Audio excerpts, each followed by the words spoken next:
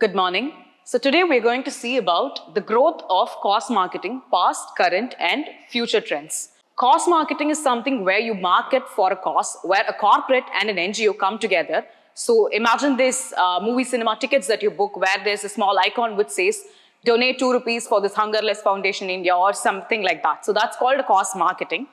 So where this corporate companies, they take up a cost, they pair up with an NGO or an organization, and then they both link together. So the NGO gets benefited by creating awareness and raising funds, and the corporate also gets benefited because they can create a brand image that they're associated with a most favorable cause or any cause, social awareness causes. Going to start with this. This was the most famous campaign which triggered or which was the start off for the cost marketing. It's called the Statue of Liberty Restoration, where the American Express paired up with the Statue of Liberty and they started off this new trend in the year 1984. We'll start off with the American Express, which launched an innovative marketing campaign in the year 1984. So for every card transaction that you use, a penny will be donated to the Statue of Liberty's restoration. And for every new card that you purchase, $1 will be donated to the Statue of Liberty's restoration. So out of which they raised an almost astounding 28% of profits were raised because of this innovative marketing campaign. So the Statue of Liberty restoration was also done, and again, the American Express card, the corporate company, which also gained a lot of profit because of that. So here, that was the time when cost-related marketing started coming into the industry.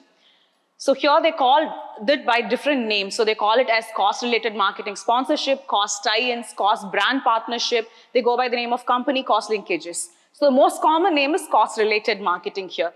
So there are different campaigns. So first we started off with the American Express campaign, and now there are different examples like the Product Red campaign. So this is basically a research paper that we're going to see right now, which had collected a massive amount of details from various population about their opinions on cost-related marketing.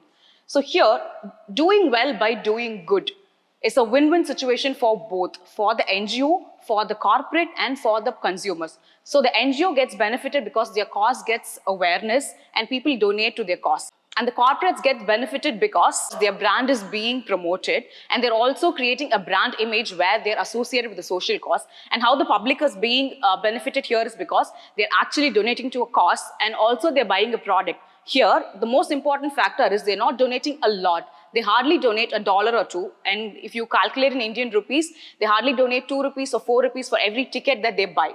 So here, but there's been a huge debate going on about how is this actually useful, or are they exploiting a tragic situation? Is the corporate exploiting a tragic situation? Are they exploiting an actual cause here by creating profits for this? Is there more transparency? Are they actually donating the exact amount they collected to the organization or to the NGO that they are pairing up with?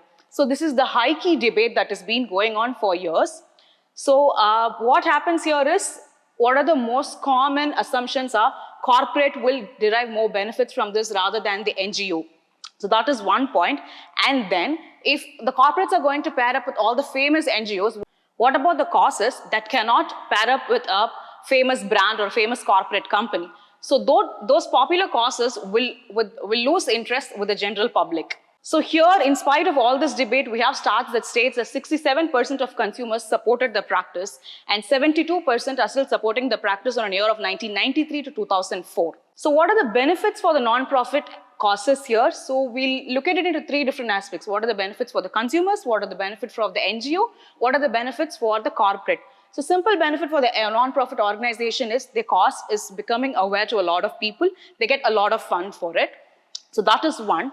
And the stats also shows that people have developed favorable feelings and behaviors towards non-profit organizations and their causes. So here there are stats that shows that people have developed favorable feelings and behaviors towards non-profits that partner with a corporate organization.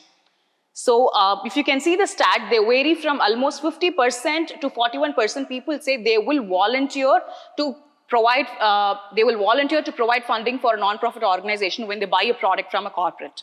So what are the benefits for the corporate here? Obviously, brand image. I am a corporate company and I'm going to associate myself with an NGO. It means that I am going to create my brand image such that I am a product that is carefully associated with an NGO. I support the NGO. I'm going to raise funds for the NGO. I'm not just focused solely on creating profit for my brand. This is simple terms right now what the companies do in the name of CSR, corporate social responsibility. On the other hand is what is called cost marketing. So here, demographic factors is a very simple. So there's only 3 points here. The millennials, first point. The millennials support a lot for cost marketing.